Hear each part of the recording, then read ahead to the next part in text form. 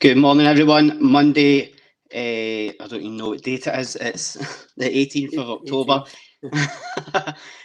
So I'm delighted to say on the show in Gaz Meets for Season 2, we have former Celtic captain Jackie McNamara.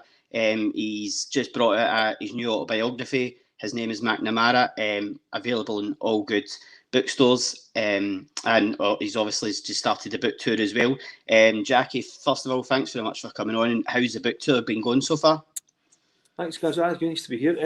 Yeah, it's been good so far. It's been well received, and I've quite enjoyed getting out as well. I think, like most people, after the last sort of 18 months, getting to see people and not been stuck in the house. So, so far so good, and looking forward. Yeah, sorry, I just lost you. It sounded a wee bit, Jackie, but yeah, we got the gist of it. Yeah, so as I say, the book tour has just started, kind of thing. I know you've got a lot of dates, and the dates are all available on our socials, kind of thing. I was telling Jackie that when he moved to Wolves, way back when, he broke my wee sister's heart, and that's her just sending a love for Jackie, kind of thing. So it wasn't my fault. So I'm sure we'll get on to that. Our sponsors are Club Badge FC. They're the licence suppliers, official licence suppliers of the Scotland national team. So check them out, guys. So Jackie, we'll get straight into it because I've got a lot to get through. If we go back to February last year, you're out walking the dogs, a normal day for yourself. You started feeling well, which led to obviously a collapse. Do you have much memories of that day, kind of thing? Every so often I get kind of flashbacks about it and different things, but I remember obviously that strange feeling that I had before I collapsed. I knew I was passing out. I knew I had no control. That something was really wrong in my body, and I managed to call to my wife that I didn't feel right just before I went head first onto the stones in the garden. So yeah, it was quite a real strange experience, but it wasn't painful at that point. Just losing consciousness and knowing I'm going to pass out. Yeah, I mean, I can remember obviously being in work here in the news and just obviously praying and sending all our wishes. Obviously, we've got a big following on the Celtic FC appreciation page, and everybody was sending their best wishes. But I think what was probably more comforting for yourself, it was everybody of all clubs and all kind of walks of life were sending their prayers and their best wishes to you. I mean, I don't know how much of that you've seen, obviously, when you got out of hospital and you were recovering. Yeah, I mean, my daughter, she had sort of taken my phone, when I was in the hospital and in the coma. I came out of coma. I think it was probably, maybe a week after I came out of the coma that I could start to take things in a little bit better, and understand things, and and my daughter showed me some of the stuff that was written, and showed me a wee video of the Celtic fans singing at the game. It was quite emotional watching it. It really was such a nice feeling getting the support from a lot of people, and I've been very, very fortunate with a lot of things. The well wishing, but obviously pulling through and making it as well at that point. Yeah, and obviously, I take it you're feeling okay now. Do you know what I mean? In terms of, obviously, I know you won't be 100% still, but in terms of you look fantastic. Do you know what I mean? Yeah, I'm better, thanks. I mean, I've since the February 2020, I've had 3 operations, different operations. Like quite major things to happen. In recovering from them, I think obviously my football career, I've had a lot of different operations with knees and fractured jaw, cruciates, but never anything with the head, which are totally different, different thing altogether. Trying to learn to do things again and walking and remembering things, and but yeah, it's amazing how it can recover. Yeah, I mean, a lot of love on the socials there for you, Jackie McNamara. Live the dream, what a player, says Paul Malone. Obviously, that part of your life, was that one of the reasons then for doing the autobiography? Was it your idea, or did somebody come to you and suggest the idea? I'd been asked a number of times over the years to do one. After I left Celtic, and I didn't think it was right to do one while I was still playing or managing. You see players that do autobiographies and their careers not even halfway through. They've had one season and they've done an autobiography. I thought it was the right time to do it because of what happened to me as well. I've been asked with different people about what happened with my illness and how to deal with things as well with that. So I think it was a good way of putting my version across of everything, my side of things, and obviously what happened to me as well. Because I think when you get out of hospital and you go home, you don't know what to expect, what to feel like. With a brain injury, there's frustration, there's anger, there's fear. There's a lot of things to. Should I be feeling this way? Even when I got home, the first time, I started getting really bad headaches again, and they did tell me in the hospital that you'll get headaches for a year and a half anyway. That'll be quite frequent, just to take paracetamol, but they seem to be quite excruciating, like pressure headaches. And my wife eventually talked me into go up to the A&E, which we did. One of the nights I couldn't take any more. The pressure was quite intense, and we went into the A&E, and they said I'd hydrocephalus and kept me in, and done a lumbar puncture the next morning, and then it didn't really work. So that's when I had to go and get another operation to put a shunt in, which is fitted into the back of my head, a little contraption that drains into my stomach and keeps it at a certain level, which it's amazing what they can do. But but for 4 or 5 days I'd been suffering in pain and thinking I'll just get through it. Yeah, I mean, for anybody that's not got the book yet, I would definitely recommend to go out and get it. You've got a foreword from none other than Henrik Larson. In terms of how was that something that Henrik found out about and wanted to get involved in?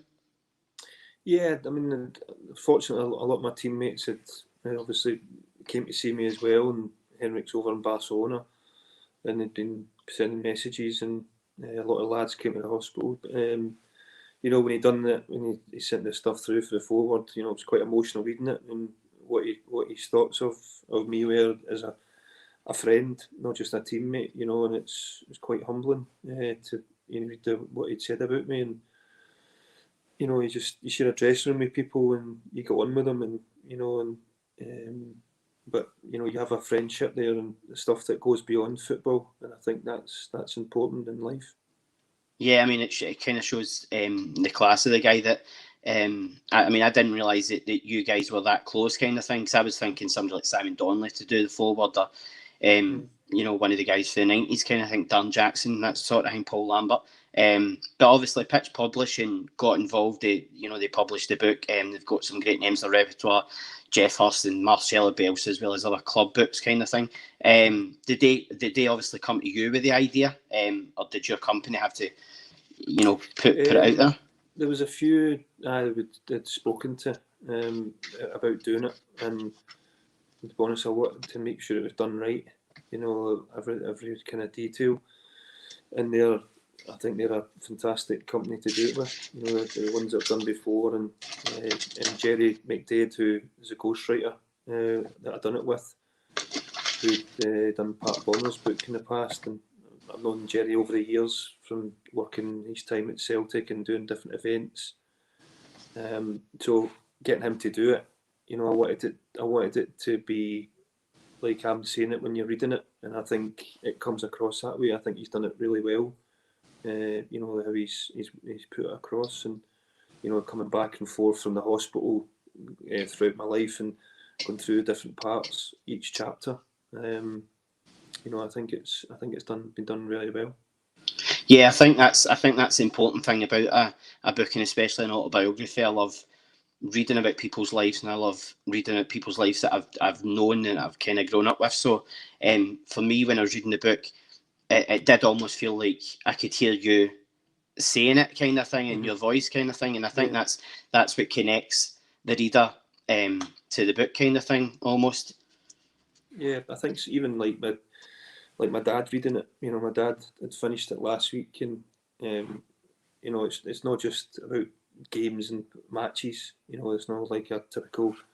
It's me. It's my version of events and how to deal with certain things. There's the highs that stopping at 10, winning leagues, UEFA Cup finals, but there's also lows as well, and dealing with things with family issues and different things after Seville with my mum passing away. So, as football players, we're out there every weekend, but we aren't robots. We mask things and we try to go out there and put everything to the back of your mind to concentrate for that 90 minutes to get the victory. But beyond that, we're human beings as well. And we've got feelings, we've got families, we've got friends, and I thought it was important to put that side across, the human element. Yeah, I mean, if we go back to the start of your career, then in terms of Dunfermline, I think it was a 16-year-old Jackie McNamara. I know you went on loan to, was it? I'm going to pronounce this wrong, probably Gardock United. Is that right? Is that how you pronounce it? Close enough. Gardock. Yeah, Gardock United. And obviously, I think that was your first. I think you went and won the. Did you go and win the Scottish Cup? Scottish Cup, yeah. Yeah. Scottish Cup, so your first ever medal. But in terms of, I mean, how massive was that just to set you off in your career for? It was big because, at 16, at 15, I did a bad leg break at training. I speak about there in the Rangers fan. A 30-year-old Rangers fan turned up at training, one of the coach's pals. I was playing my Dyna Hibs. And he broke my leg, a double leg break. I was out for 7 months. At a time where all my teammates and pals were all getting signed up with clubs. So Dunfermline really took a chance on me just when I turned 16 in October time. And I went in full time in the January. Jim Leishman was the manager. They gave me a YTS there, and then I went out and played for Gardock to get that experience playing against the sort of older players before I get into the sort of reserves and first team. But it was great. It was a great club to go to and to learn and come up through the ranks, if you like, and then get sold on to Celtic. Yeah, I mean, every football player, I suppose, has that one guy or two guys that you look back on over your career and think, I made it because of them, potentially. Sandy Brown and Paddy McGowan was two names that popped up in the book. How pivotal, I suppose, were they in getting you to sign for Dunfermline? Sandy especially. I mean, Sandy, he was close to dying. I didn't know at the time, but he'd said to Jim Leishman that, he really thought that I was going to make it, and it was kind of his wish that the club signed me. And Jim Leishman, I would never have been a kind of a Leishman signing. I don't think it would be too small and different things. But Jim done it on Sandy Brown's wishes and give me a chance, and the rest is history, as I say. But without Sandy doing that, you just don't know. In football, you need a little bit of luck. You need somebody to believe in you. You need the opportunity to, to show what you can do, and it takes time as well. And Dunfermline gave me that. Yeah, and I think somebody else that really backed you quite obviously was your dad, Jackie Senior. And at one point, I think it could have went either way at Dunfermline when he had, was it at Dunfermline when he had your manager? Yeah, it was Gordon Wallace. Yeah, he had a set to your manager. I mean, what was that like? Yeah. I think that's my dad. How my dad dealt with things. He's a bit old school, but what he was right in the way that what he was saying. If my son wasn't good enough, you take him elsewhere, and he's not a cheat. As a coach, your job's to teach him, and if he knows what he's supposed to be doing, just how maybe my dad put it across to him. But it worked out for the best. The next day, Gordon put a session on, which I I was like, I'm not going back. My dad's like, you're going back tomorrow, and he's going to show you. In fairness, they did. Yeah. Although all the years I've been in football, I wasn't wrong what I'd done. It was somebody else not doing their job. I was kind of standing my ground at the edge of the 18-yard box, not to sell myself. It wasn't really, for what he had a pop at me for, wasn't right. But I think when you mentioned as well, I suppose looking back on it now, it was a kind of old school way of dealing with things, Jim McLean era and things like that. That's the way managers behaved, and it didn't matter if you were 16 or 36. Do you know what I mean? Like, that's obviously they thought that was the right way to behave. Now, when you look at it, I think players are a lot more protected. There's a lot more there's a way of talking to them and dealing with them. Society in general. Yeah, I think society in general is like that. What they got away with then, and it wouldn't happen now. They'd be up for charges with different things for bullying or shouting or swearing, or victimising the players. They wouldn't be allowed to get away with that now in today's terms. Yeah, but as I say, I suppose it kind of made you almost the player that you became, kind of thing.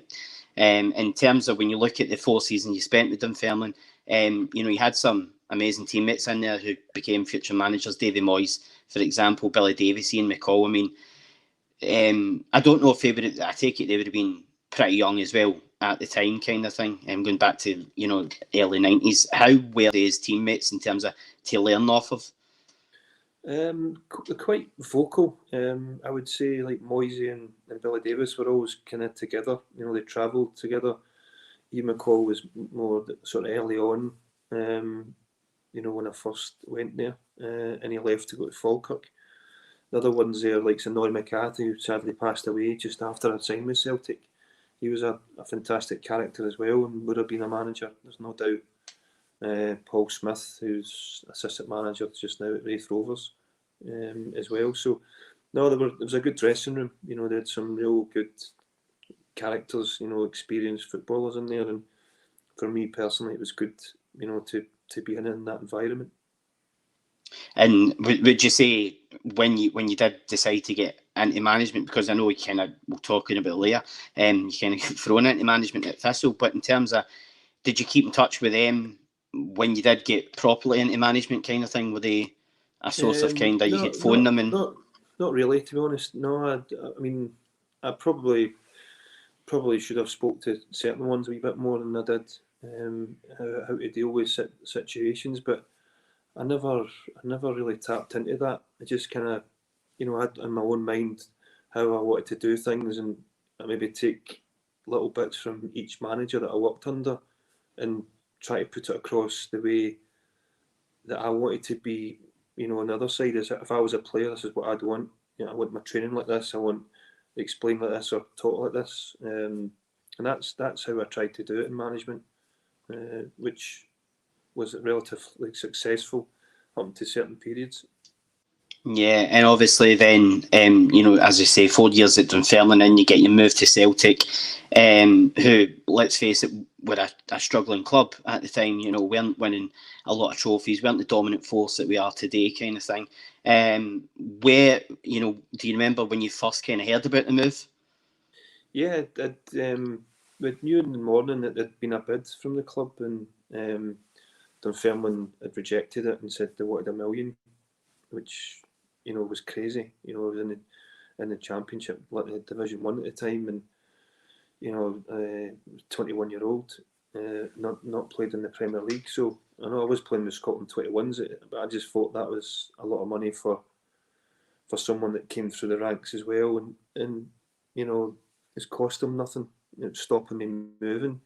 So I chat with them and said, "It's too much." And later on that day, they phoned me and said they accepted a bid from Celtic. But I think it was more the bank accepted it than the club. The Dunfermline were quite a bit of trouble at that point with the financial side. So it was a bank accepted the bid. And I was told I had to go through in the next morning to do medical and agree personal terms with Celtic.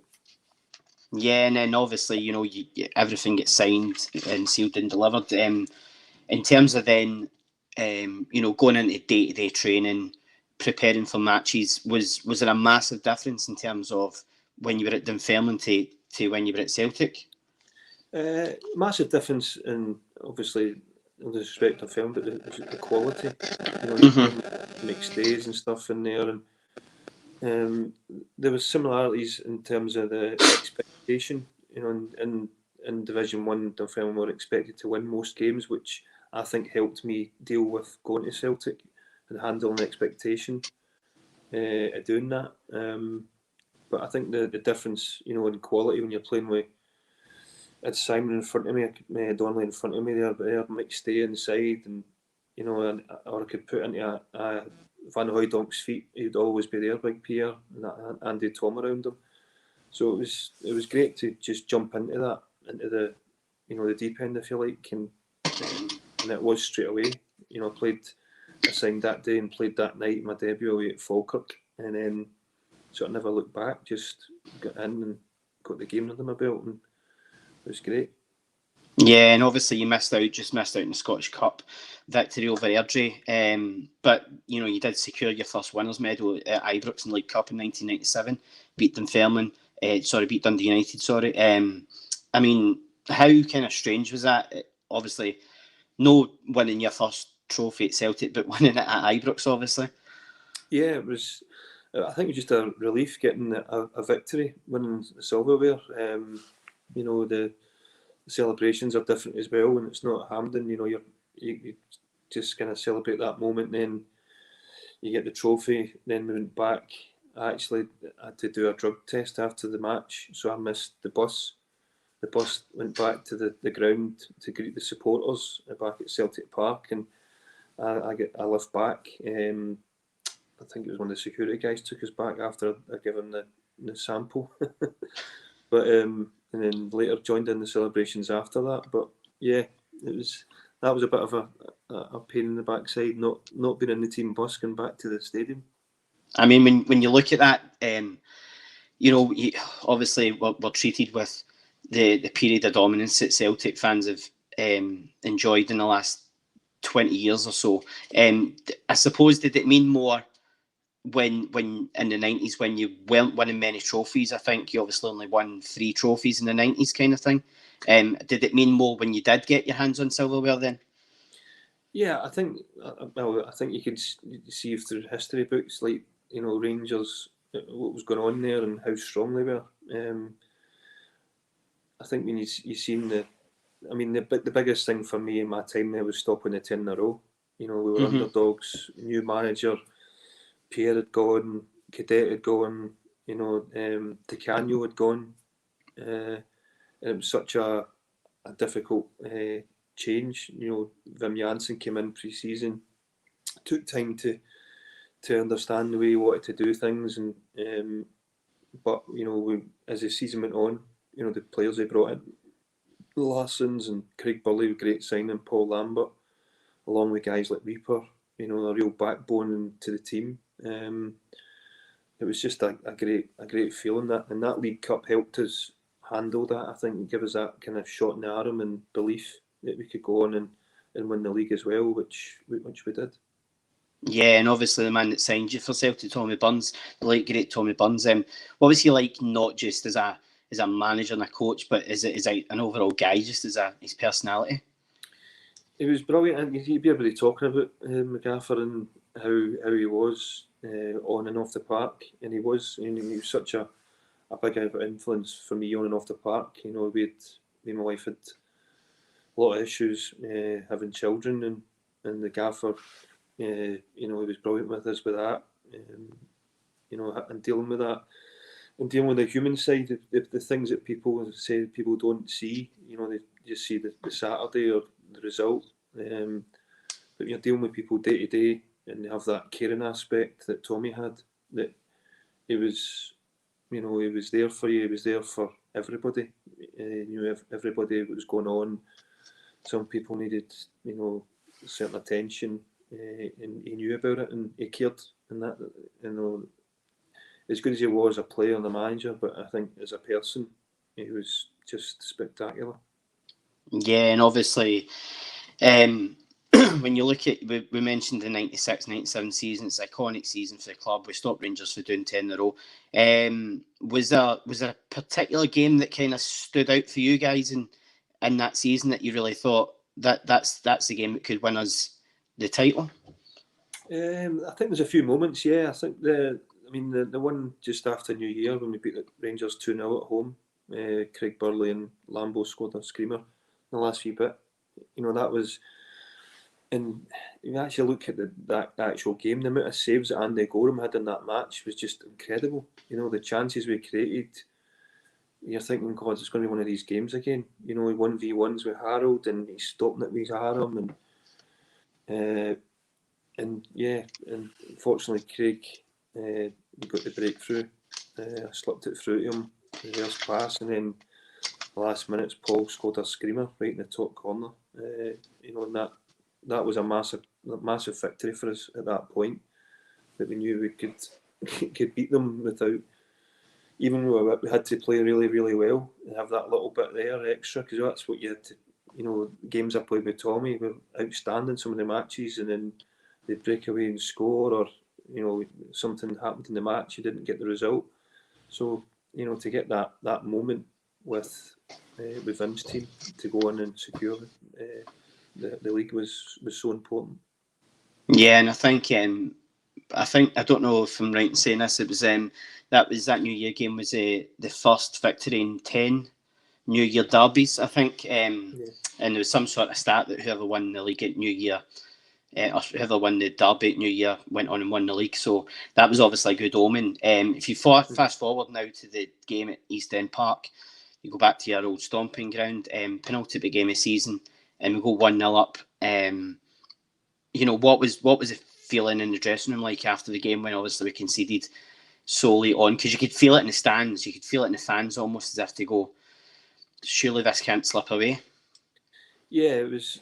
I mean, at that moment, it was like disappointing because even the build up to it. The fans that were there and people that were waiting to celebrate, and you've got that bit of kind of let them down kind of thing when you lose the goal late on the way we did.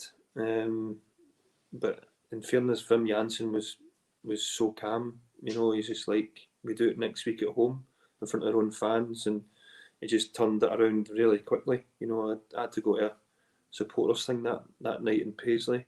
I was like, how am I going to go to this? We've just should have won the league today. But I came in and they were celebrating. They were fantastic. It's like, we'll do it next week at home. We'll want to be there to see it anyway.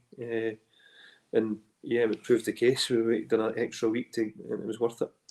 Yeah, I mean, obviously you wanted to win at home. I suppose it was all intentional in the end. But listening to Henrik, obviously, in DVDs past when he was talking about that, and he was saying, fans were coming up to you guys and just saying, please, you need to win it. And obviously we did win it against St Johnstone. And that goal, I suppose, that second goal from Harold Bratback on the day, I mean, you could feel the tension lift. You could feel the relief around the stadium. But and because that game could have went either way. I think St Johnstone had a couple of chances, that were pretty close. But obviously, what was it like when the referee blew the final whistle and, it was just madness? Yeah, I mean, I think when Harold put it in, as I said, I was fortunate enough to pass it across to him, and I'm thinking at the time there, Harold's not going to miss this one. I could see him, and I kind of lost the fullback, and Tom Boyce put it over us, and it was perfect just to look. I did a quick look up and seen him breaking away, and that was Harold's game, was in front of him. He was more suited to that, running in front and the ball in front of him. So, I just put across and he didn't break his stride. But as soon as that went in, we knew that was it. We'd won the league. We just the countdown for the last remaining minutes of the game. It was such a relief for everybody. And obviously when Kenny Clark picked up the ball, myself and Tom Boyd were near him at the time. We just stood and cuddled, and like this, we were just delighted and relieved.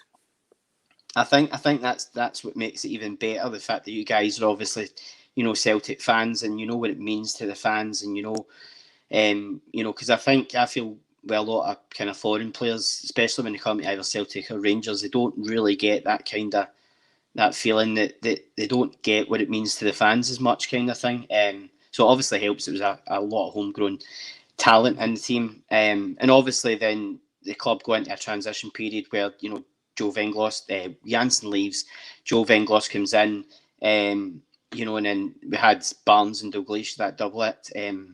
I mean, what was that like when Barnes and Dalglish kind of came in to play under somebody like John Barnes?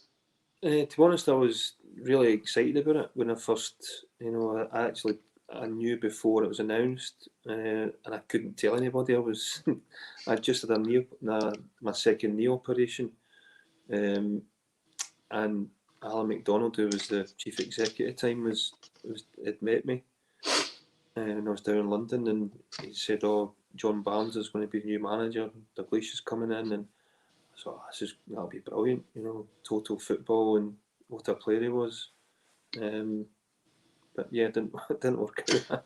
I mean, I talk about it in my book as well, where I think it went wrong for John, and it wasn't to do with race or colour or anything else. I just thought the communication and the trust with the players. I think he talked about he was undermined by, the higher up in the club at the start. Where I thought he kind of done the same way as the players. He didn't really trust the players from day one. They'd kind of us and them about him rather than a team. I mean, he'd speak to individuals rather than collectively. Which I know all managers have favourites and stuff, but obviously Henrik breaking his leg didn't help.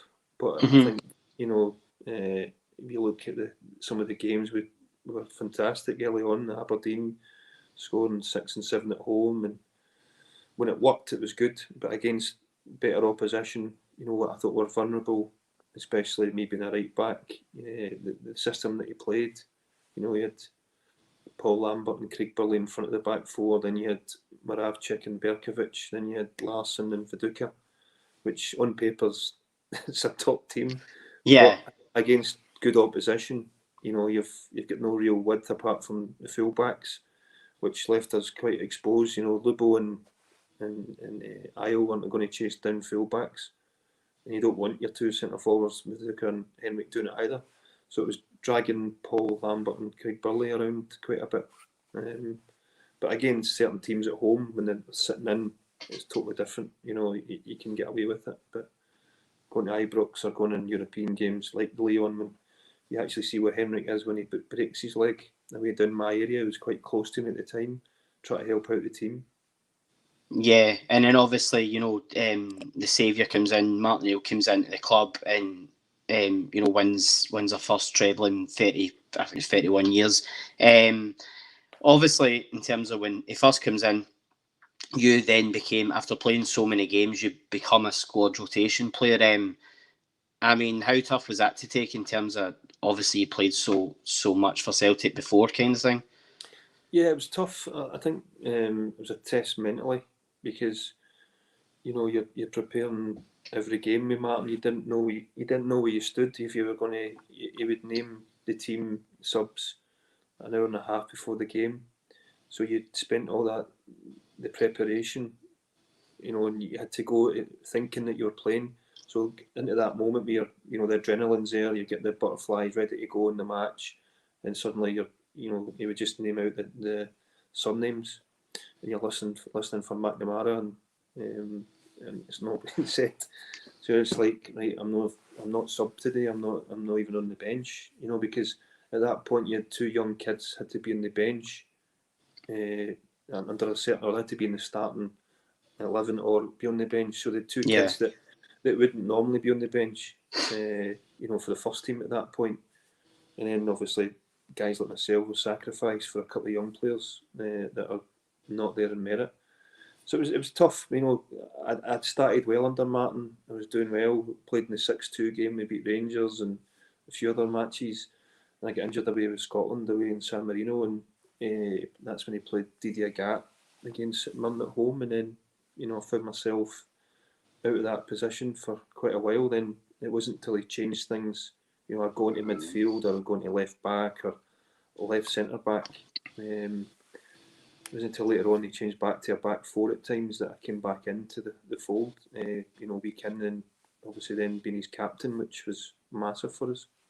Yeah, and obviously, that first season, you say so much success, beating Rangers 6-2 and winning the treble. You obviously came off the bench quite early on Scottish Cup final day, scored a tremendous goal against Hibs. I mean, I would normally say to players, did you dream it the night before? But obviously being a right back, I can't imagine you've hit many better strikes and that kind of thing.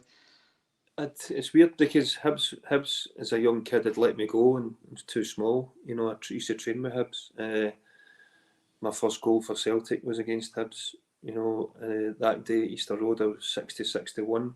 My brother had money on us, and every time I played Hibs, I seemed to be the team that I would score against.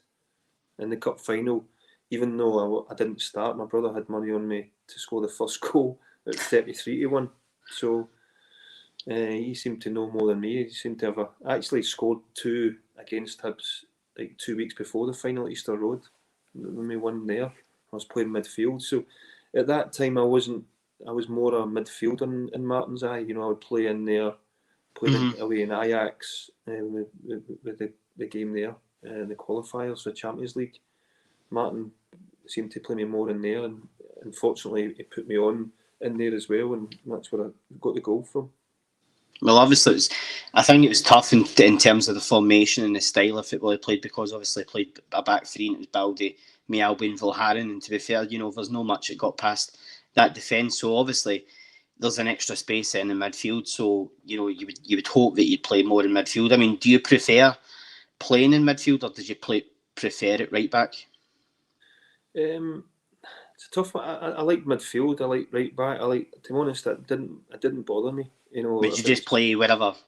I actually quite like playing different positions and learning other positions, being versatile. Sometimes it can work against you, which it did.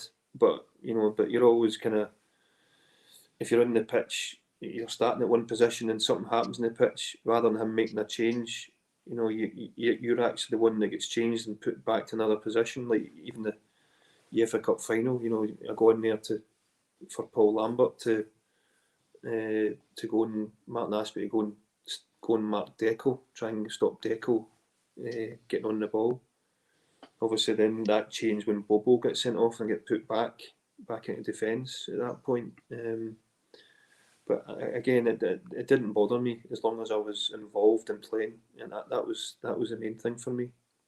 Yeah, and obviously, we're talking about a period of dominance. That's really when it kind of started with Celtic, early 2000s, and that UEFA Cup run in 2003 was unbelievable. I can remember myself, I was watching the majority of the games in my local, and we had the same seats and we were wearing the same tops, and there was just superstitions, for every game, and especially to knock Liverpool out at Anfield and then go on and reach the final. I mean, did you expect that many thousands, tens of thousands of fans to turn up at Seville? I mean, we knew that it was anybody you spoke to was going, and they knew somebody that was going. It was just in tickets, try to get everybody you knew tickets. You feel like you're letting people down, and everybody was desperate to get tickets for the game. But it was just incredible. I mean, we stayed just under an hour away from Seville and Jerez, out the way, but we were travelling in the team bus to go into the stadium. As soon as we came anywhere near Seville, it was just green and white. You never seen any Porto fans at all. Just green and white everywhere you looked. It was just, you get the shivers down the back, and you see them all there, and it was just unfortunate we couldn't get the win in the night, for everybody. Yeah, I mean, I was gutted for all you guys, but I think especially for Henrik, watching him walking by the trophy, I think Chick Young interviewed him after the game, and he just looked at his medal and was like, I don't want that, I didn't come for that. And obviously I think a lot, do you guys, I can't remember if you guys wore the runners-up medal, or were you one of the players that kind of, puts it on and then takes it off kind of thing? I actually think I had mine on it. Do you know what? I've actually lost mine. I don't know where my medal is. I'm serious. I don't. I've got Aye. medals. I've got mother winners medals there. My daughter, I know my daughter took into school to show someone and came back, and I've not seen it for, sorry, for a number of years. I've got the rest of my medals there, the winners medals and the league and stuff, but yeah, for a cup final, I don't know what it is. So I did put it around my neck, but I think it was different for me as well because I'm talking about my book that my mum was really ill at the time, so I was going through a different thing. That disappointment there in that 90 minutes, but in reality, it wasn't the same as what it would normally have been because I lost my mum like a short time after Seville, so it was for me it was a different thing from the rest of the lads in the dressing room at that point. I was more focused on my mum than the final. Yeah, obviously, I was watching the football yesterday, and obviously there was an emergency in the crowd, a medical emergency in the crowd, and it brings it, I suppose, especially for yourself, it brings it back that it's only a game of football. I know fans can get het up about it and they can get overwrought about it, but at the end of the day, there is more to life in football, kind of thing. In terms of then your final season, and of course Martin O'Neill's final season, mixed emotions. And as you say, you were made captain for the season, and we unfortunately lost the league to Motherwell on the last day. I mean, were you? I suppose were you guys? How did you take that in terms? I know you went on lifted the Scottish Cup, but how disappointing was that on the day to obviously try Yeah, and bounce back? for me that was probably the lowest I've felt. Was probably that game. I think just the manner of the game. I mean, you look at it now, you go right. It wasn't a. I've lost 2 leagues in the last day. Well, maybe 3 if you count the first season with Tommy Burns when Rangers Mm-hmm. won. They beat Aberdeen and they won it in the last day. But the other 2 under Martin. One was after Seville, and that one, Martin's last league game, which, in all honesty, we could have been 5 up in the first half. The amount of chances we had, 1v1s with the strikers, and then the guy McDonald hits one over his shoulder with a few minutes to go, and it's just like, at the time it's gutting because it's a whole season. But the way I look at it, there, it was meant to be. It was sometimes there you've not got any control over it, and that was one of the moments that it wasn't our day. Yeah, and then obviously, Martin leaves, and you're kind of stuck in limbo almost with your contract. Gordon Strachan comes in as the manager. Did you feel undervalued um, by the club, or was it a case of Celtic dragging their heels with a contract extension kind of thing? I felt undervalued anyway. I think the year before I was Player of the Year, the sports writers, and we'd won the league and had a good season. Captain as well. When I asked for a 3 year, they gave me 1 year, and I wasn't, a high earner at the club, but I knew my value, and so I took the year. Obviously, I got a testimonial at the end of it from the fans, and then we sat down. Martin was leaving, and Gordon was coming in, and I waited. The first offer, a contract was like the 4th of June. As club captain, and I hadn't pushed myself anywhere. I hadn't asked the agent to put me anywhere.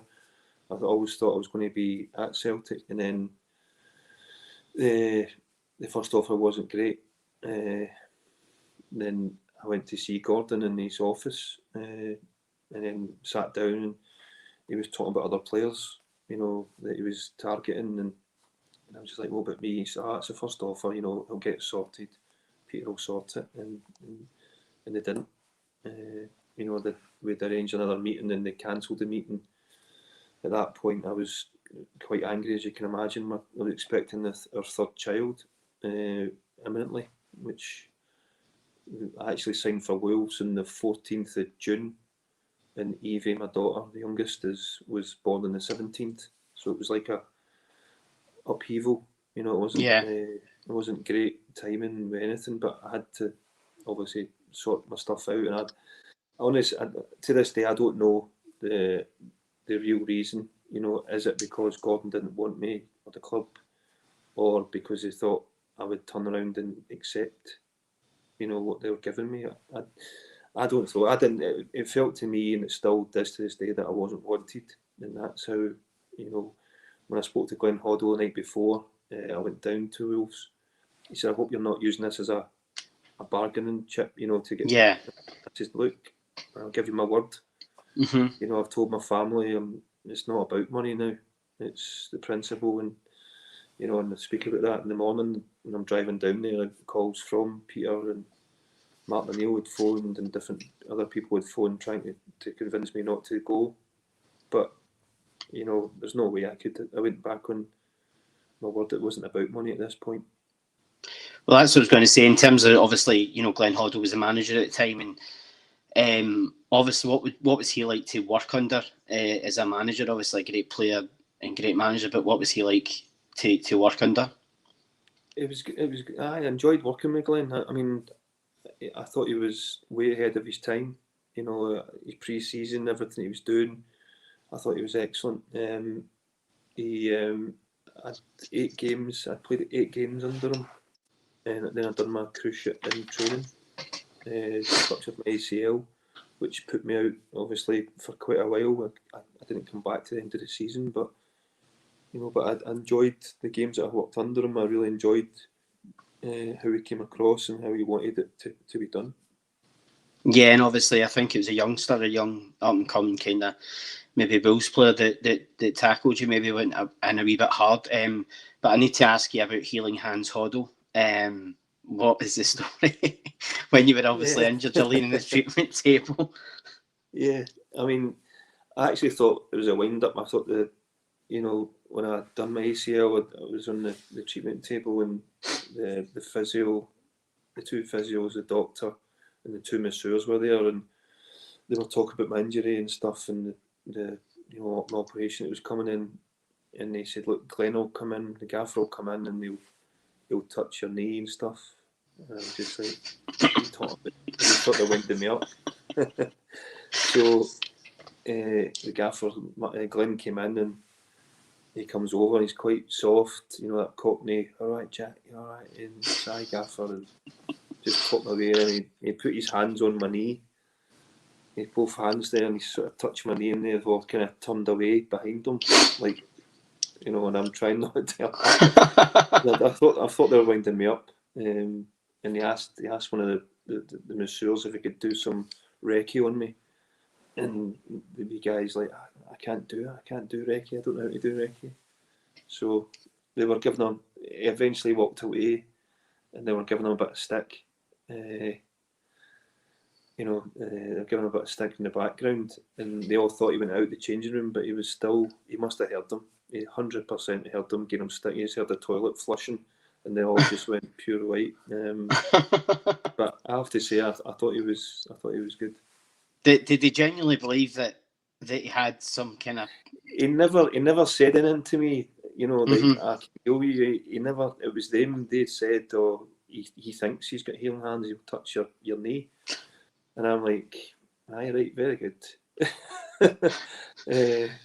You know, and then he was talking to me while he put his hands on my knee, where the ACL is, you know, my kneecap, just under the kneecap. He just sort of both hands on it, and as I said, he turned to the masseur to see if he could do some recce. He didn't know how.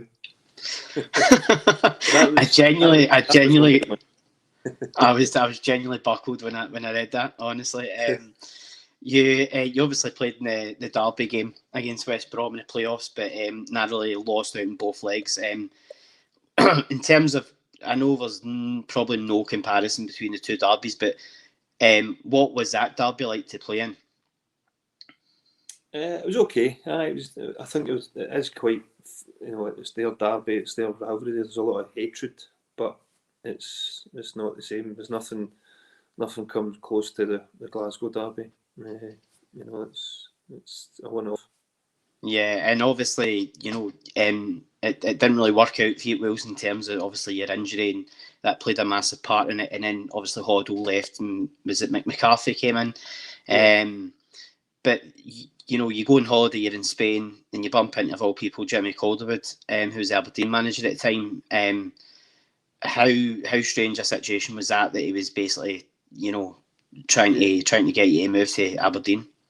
Yeah, I mean, at the time, I was looking at the options to stay in England, and I'd actually I was close to going to Australia at one point to Sydney FC. I got offered a 2-year deal to go to Sydney, and I was thinking about it. Then the manager, it was Terry Butch at the time, got sacked. So that kind of fell away, and I was looking at my options, and I was on a uh, stag weekend in Magaluf, and was in the Bronze Bar, which was owned by a gentleman that I used to know at Dunfermline. He was a coach, Bobby Drummond. His bar, and Jimmy was there. I was on a stag, and Jimmy was there with a few other people, and started talking away about why don't you come up, and you know. So eventually, he spoke to me like a week after I came back for the stag, and offered us a 2-year deal and promised us certain things that didn't materialise. So, but I signed for 2 years, but I lasted 8 months up there. Mm-hmm. It wasn't enjoyable. I mean, I picked up a few injuries. I was travelling from Edinburgh, and I've been well staying down in England for the distance. I was just going to say the commute must have been an absolute nightmare for you. I'm looking at the now with Scott Brown. After he's left, and thinking, yeah, I wonder if he's travelling up every day or what he's doing if he's staying up there. So it's again, that's the bit that people don't see. They just see you turn out. And I actually got a bad hamstring tear away in Atletico Madrid. But that would have been down to travelling. Yeah, and then obviously you go full circle. You go to Falkirk to play for Yogi Hughes. Obviously you were at Gerdick United, so I think that's the kind of same area. Am I right in saying that? It's Yeah. Falkirk area, yeah. So, I had a wee bit of success there, reached the League Cup semi-final and the Scottish Cup final. I think you lost both to Rangers, unfortunately. Knowing the team that you had and obviously the players that you had, did you think you could deliver at least one of the cups? Were you confident enough to go and deliver one of the cups, even though it was Rangers? I thought we were really unlucky in the Scottish. I thought we deserved to win the Scottish Cup final. We lost a kind of freakish goal. Guy Noble scored one for kind of lob from a throw in at the start of the second half. But I thought we another game we would have beat them. The chances we had.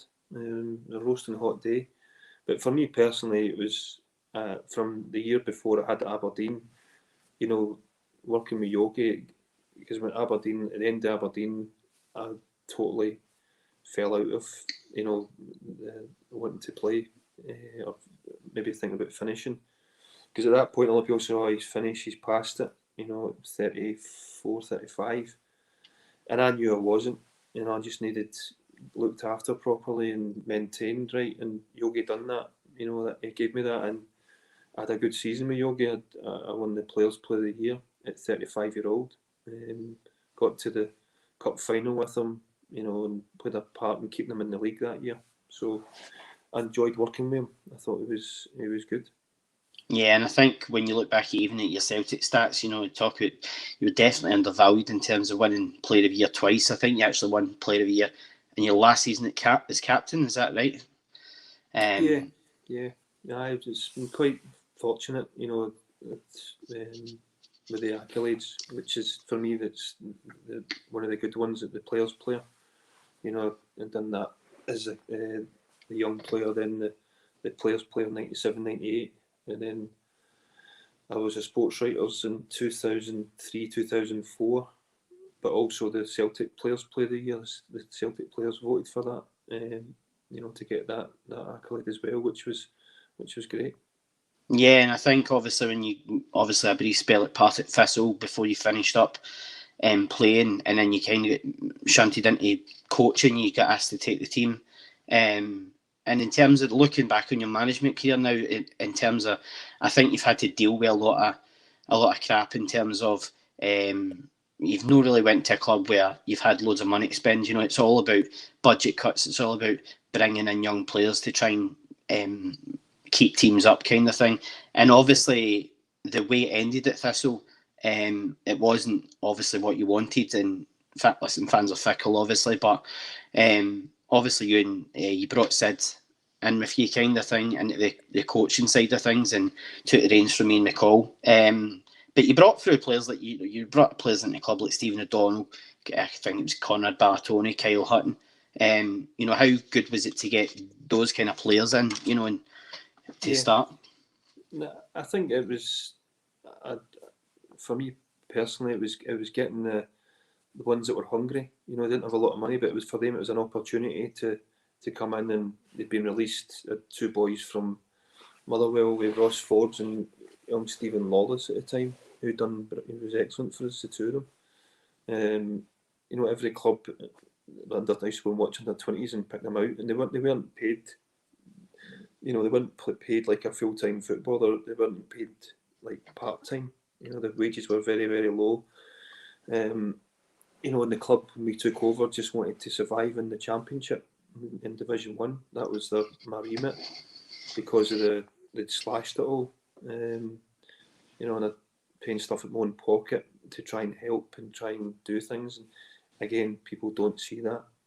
But it took us a bit of time to get the football we wanted. You know, the first wee bits when I'm trying to get them to play football, I remember when the journalist, John Trainer, he put in beach bums and samba stars was the headline. You know, because I was trying to get them to play football, and it was something that couldn't be done. So you fast forward a year, and it was the best. Probably, if you asked any honest Partick Thistle fan what's the best football they've seen, and it'll be that era. You know, before we left. But that was with doing it every day, training the right things, getting the right people and boys that were hungry, that wanted to improve, and believing in what we were doing. You know, and we got into a position in the January which were challenging for the league before we left to go to Dundee United. But you know, at that point, the loyalty for me was loyalty to myself and Simon about our opportunities. The chance at United, I knew going up there it was going to be another difficult job, but they had resources in terms of training facilities. I wasn't going to be scrambling about looking for a pitch to train on. They had some okay young kids. You know, Peter Houston had just resigned, saying that he couldn't take the club forward with the cuts, and the kids weren't ready, which I totally agree with him. You know, but we made them ready. Brought in other ones. We lost players in the first sort of January. I think they'd only won 2 games at home. You know, at the end of January.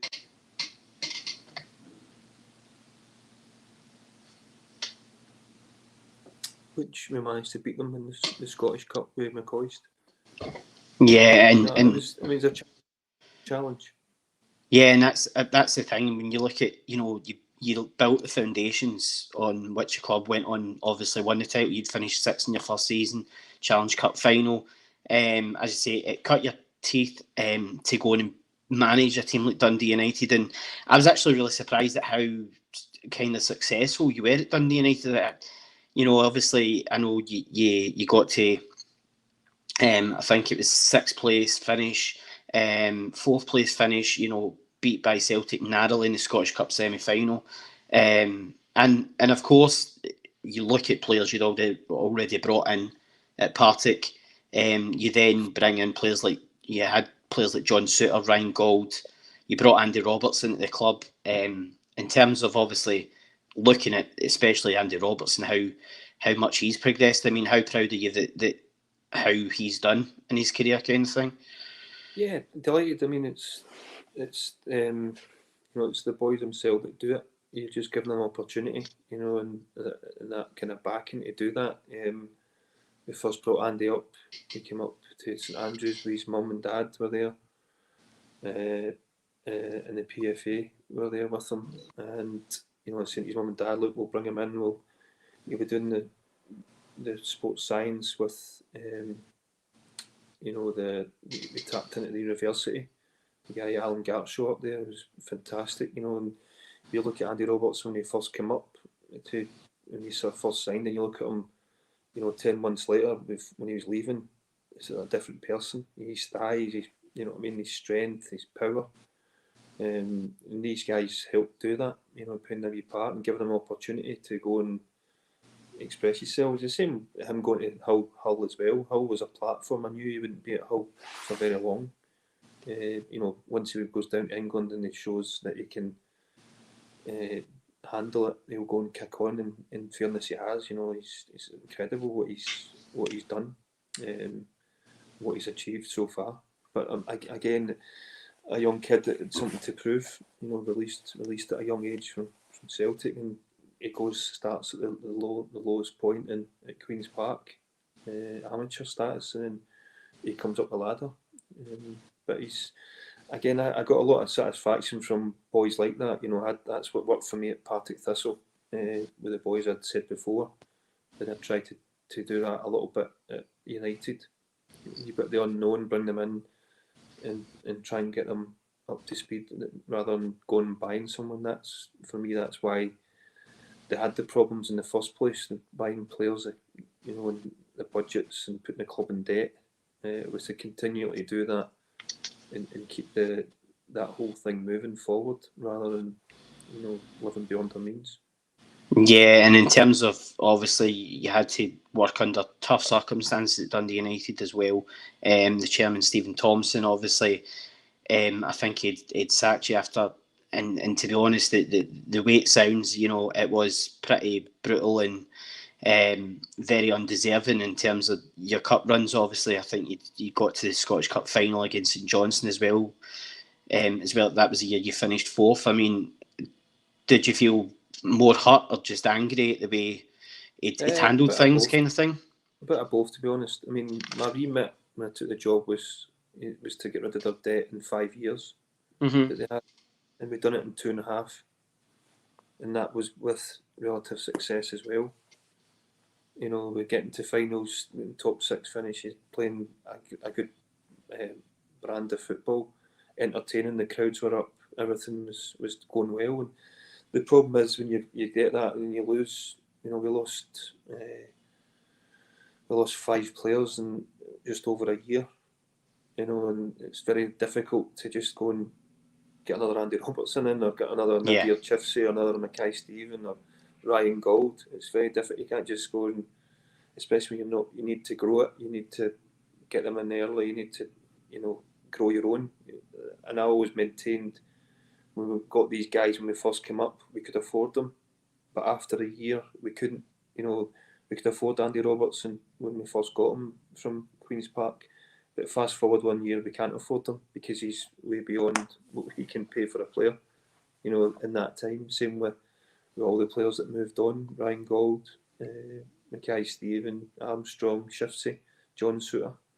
So it was good to play a part in helping them on their journey.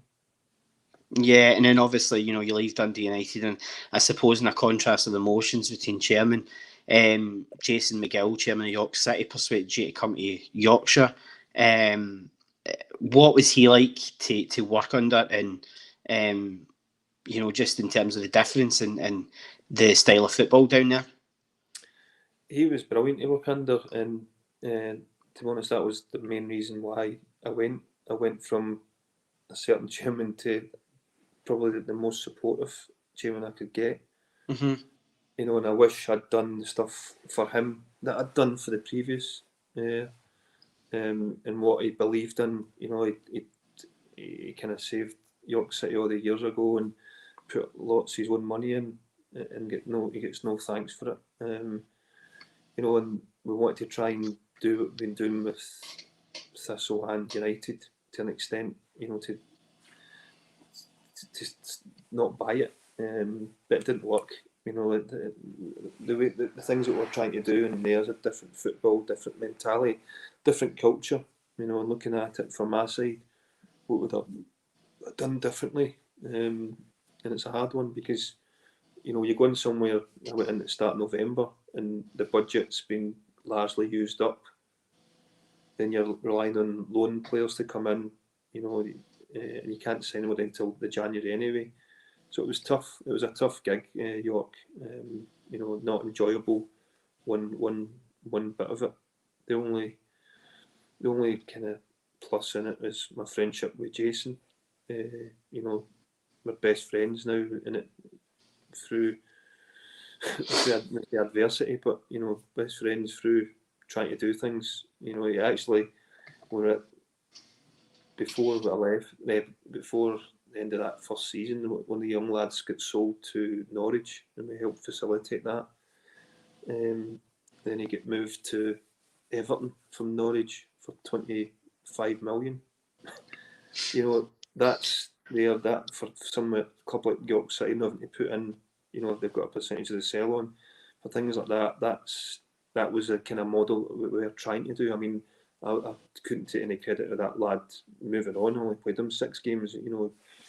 He's moved on and he's done very well. He's playing with Everton now. But that was the model that we were trying to do at the time. But it was too difficult. Yeah, and then obviously you get, unfortunately, despite relegation, you actually get asked to become the CEO of the club. I mean, how kind of shocked were you that got proposed to you? Yeah, I mean, I'd made my mind up. I'd met him, and I was going to finish the last game. I'd resigned after one of the matches, and he hadn't got a replacement. I said, right, I'll put a statement out and try and get some attention. You'll get people applying. But in my mind, I was always going to walk away at the weekend. So if I don't get the right result, I'll look at my position. And then I was driving down in the bus the night before the game down London. He said, "Well, I've been thinking about it." He said, "Look, I've never trusted anybody to, do that side of it, the football club for me. I'd love you if you can stay on and help me and be my eyes and ears and help run the club." And it wasn't something that I was, I want to do this. I thought about it. It was more, I wanted to kind of stay for him and help him to get the new stadium. The new stadium was getting built. It's finished now, and they're in the new stadium now. So I decided to try and stay on and help him, because he knew. I think we built up a friendship, but he knew obviously what we were trying to do. It didn't work, and everywhere there was so many fights down here with different people trying to put things across. But again, the chief exec role wasn't enjoyable either. It wasn't great. And then obviously, going towards the kind of Scotland side of things, obviously 33 caps for your country, playing at France 98. In terms of, obviously, you played alongside teammates at the time, Craig Burley, Paul Lambert, Darren Jackson, Tom Boyd. Was that a bit more comfortable for you in terms of you felt that wee bit of a comfort blanket when knowing the guys were in your team? Yeah, it helped. I mean, Craig's team was mostly had a lot of experienced players, and we were seen as the youngsters. And in today's terms, that's not young. I was 24, coming up for 25. Simon, a year younger. And we were the youngsters in that squad, but it was an experienced team. Craig liked his experience, and but for me, it was good to have the other lads in there, even the other ones that I'd played with before, like John Collins and that as well. So it was helpful. And obviously, I know Sid. I don't know if Sid was your roommate, and you got Bebeto's jersey, was it, against after the Brazil game? Who did Sid get again? Was it Danielson? No, he didn't get it. He didn't get one. He asked Danielson, and he gave him a custard pie. When the final whistle went, the Brazilians went into the changing room and stuff, and their coach had pulled their subs to do some running, and Craig spotted that, so he'd asked the subs, get the subs to do some running, obviously after the match, who have not played, and then I was already in their changing room getting swapping strips with Robertson. So I went into the Brazilian changing room and got Robertson's top, and went through the Scotland dressing room, sitting on a wee Brazil strip on, and then I was like, Simon, and he comes walking in, sweating, and he's like, "Where'd you go?" And I said to him, I went in, and I said, "Do you know get a strip?" And he says, "No, I asked I asked Nielsen, but he said no." So every night I used to put, at that time it was the Samba de Janeiro song on. Yeah. I used to stick that on the music thing in full blast and then do the wee Bebeto dance to link it on. So whenever he hears that song, it brings back bad memories for him. Just a couple of questions to finish on. Keith Corcoran from Come On Hoot Celtic page, really big Celtic page, says, "What's your favourite Sid goal?" Favourite Sid goal? I think probably one of his best ones was his header at Motherwell. It was sort of behind him, crossed it in, and he's actually, it's an unbelievable header he puts in. That'd probably be that one. Yeah, and obviously, will you be going to Qatar if Tarnama gets there, if Scotland qualify? Possibly, yeah. I mean, that's one thing when I was involved with the France '98. All my dad and my brothers and my uncles, all the family were there. They're all enjoying themselves, and we're standing there, thinking, I wish I was with them. And felt, yeah. But obviously, I don't. I wish I was playing and involved in the team. But I thought it'd be good to be involved with the Tartan Army, watching the games for once. Yeah, I mean, I had Rory Hamilton on last season, and we were talking about Scotland going to the Euros, and he was saying he will obviously be commentating on most of the games. He says, "I'd love to have just been there as a fan and just went and enjoyed myself, but obviously still enjoyed yourself, and I'm sure you did as well." We'll finish on some of the tour dates, Jackie. Obviously, you've already done Inverness and Inverkip. You're going on to the Irish leg of the tour, Enniskillen on the 21st of October, Lurgan the next night, and then Waterford as well, yeah? Yeah. Nah, it should be good. I'm looking forward to going over there and seeing everybody as well. It'll be a good wee trip. Yeah, and as I say, guys, Jackie's book, his name is McNamara, is out in all good bookstores. The book tour is underway now as well. The dates are on the social media pages that we've got, and obviously you're going to hisnameismcnamara.com for any other details and info. But Jackie, listen, it's been an absolute pleasure. Thank you so much for taking time out your day. Thank you very much. Cheers. And so guys, we'll be back on Sunday with a couple of guests. We'll be talking about everything that's been happening with Celtic this week, the Ferencváros game, and obviously the game against St Johnstone at the weekend.